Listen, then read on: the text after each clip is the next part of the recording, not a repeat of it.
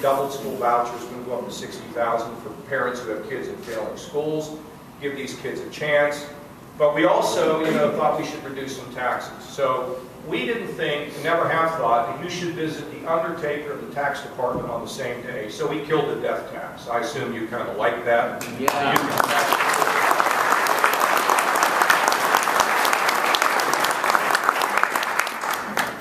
We're not talking about killing the death tax. There will be none next year, okay? We got the income tax that we were supposed to get that was delayed, so we had a tax increase. We preserved the lower income tax rate, 5.9%. Not great though, right? Better than where we were, but not great. It's still chasing people out of Ohio. We have to work on that. And it chases our entrepreneurs out. And most of you here, from what I would understand, I haven't been briefed on, you're entrepreneurs. Let me tell you why I like entrepreneurs. See, you get it. And you got guts, and you will fight. You take the CEO, not all of them, you take the CEOs of major companies. You know what too many of them care about? They care about their pay and their golden parachute. When the time comes to stand up and fight for something, they're out the door. Because they don't want to disrupt their pay or their golden parachute. And some of the payments that these people get when they fail is just sinful. So what about an entrepreneur? Well, farmers are entrepreneurs. You guys and ladies are entrepreneurs here. You'll stand up and fight, won't you? And something really hacks you off, you don't care. You're going to stand up and make a point. And I respect it and I admire it. And that's part of why that death tax went. It's also why we fought for that lower income tax. And I've got another thing to tell you about. I don't know if you know about this. If you're a small business, and most of you are, if people invest in your business and hold that investment for 2 years, they get a tax credit. Did you know that? A tax credit against the tax liability or income tax in this state. You need to take advantage of it. You need equipment, you need investment. Go to the father-in-law and tell him, I need some money, you can get a tax credit.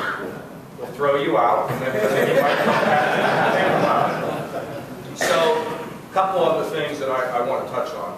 Lake Erie. You all worried about Lake Erie. We believe that we can have a strong environmental policy and economic growth. I don't think they're mutually exclusive. And I thought that the Lake Erie bill went too far. And we're going to come back with another one. And I believe what we will come back with, we'll be able to, I'm very hopeful, we'll protect the lake, and at the same time to make sure that we have good economic development. To me, it's not a choice between good environment and economic development. I think they're consistent. And I'm going to tell you this. We have an obligation to protect God's creation.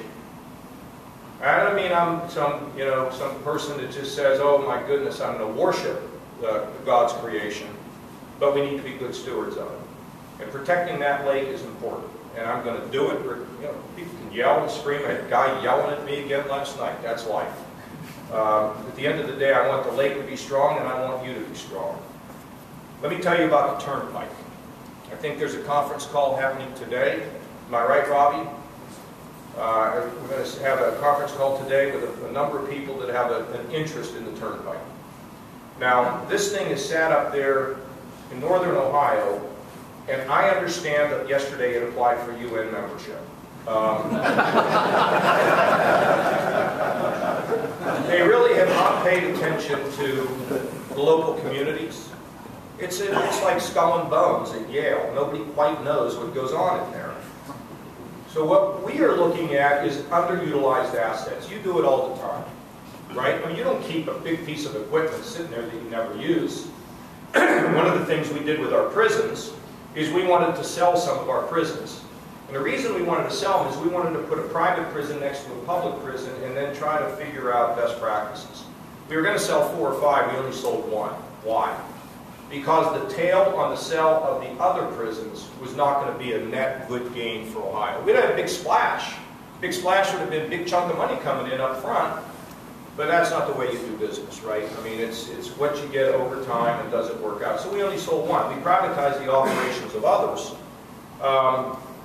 This Turnpike, I mean, what we think is it is such an underutilized asset. Now, we're not quite sure what we're going to do with it yet. First of all, if the markets aren't right, we're not going to do anything. Because if we don't get a big chunk of money, there's no reason to do it.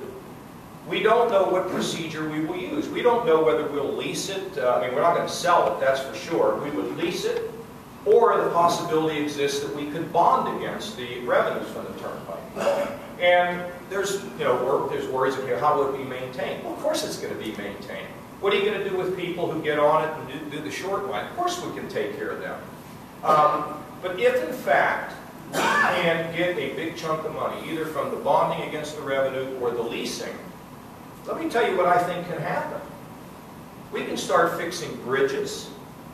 And you think we don't have a crisis in this state and in this country with the infrastructure crumbling when it relates to things like bridges, which our families have to travel over? Do you think that we don't have a need in Ohio where we make things and we need to ship things, that we don't have a need to upgrade our infrastructure? And we'll be waiting on Washington to fix our problem. I don't want to wait for Godot. And we are a donor state anyway. And anybody that tells me we don't need more resources to help fix our infrastructure doesn't understand our infrastructure. And if we do this, we are not going to fix infrastructure on the basis of who's John Kasich's buddy. We don't operate that way.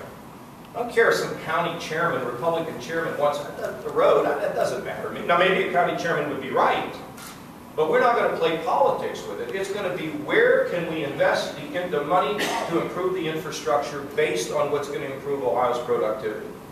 If we're able to do this turnpike, anything north of Route 30, we'll get at least 50% of the dollars from this. And our goal is going to be to make sure that the communities along the turnpike who have been not responded to will be responded to. We will help to fix their challenges. And we would also want to emphasize the fact that we want to get these bridges going. We think that's an important part of infrastructure. And we would then distribute the rest of that money statewide. And what's it going to result in? Jobs. You get a better infrastructure and you get jobs. And so I think that between the people who are out there who are validators of this, I think we're going to hear that this would be very timely. And if Washington screws everything up, we're going to be in a crisis situation. And I'm not convinced they're going to fix anything. I'm not telling you they won't. I don't know. They love pork, and they also love a lot of good things. But I know we don't always get our fair share. So I want to make sure that Ohio can control its own destiny. So that's the way we think about this turnpike. We're going to take our time, and we're going to demonstrate to people that, that this will work.